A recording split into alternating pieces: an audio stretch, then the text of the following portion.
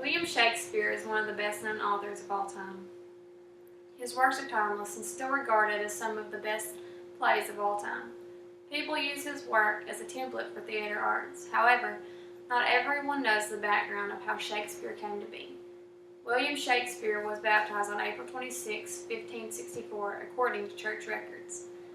That is the only records they have from his birth, so they assume that he was born on April 23, 1564.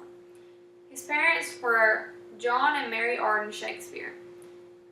He had two older sisters, Joan and Judith, and three younger brothers, Gilbert, Richard, and Edmund. There is not very many records from Shakespeare's childhood, but scholars believe that he went to King's New School in Stratford, where he grew up. On November 28, 1582, William married Anne Hathaway in Worcester, Canterbury Province. William was 18 and Anne was 26. Come to find out, they were pregnant with their first child when they got married, a daughter named Susanna, on May 26, 1583. 2 years later, February 2, 1585, they had twins, Judith and Hamnet. Hamnet died at age 11 from unknown causes. After the birth of the twins, 7 years passed with no records of his life.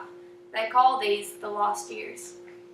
In 1592, William earned a living being an actor and a playwright in London, and possibly had several plays produced. In the 1590s, William was a managing partner in Lord Chamberlain's Mint, which was the acting company in London.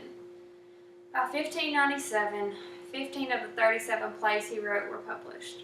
Civil records show that he purchased the second largest home in Stratford, called Newhouse, for his family. He spent most of his time in the city writing and acting.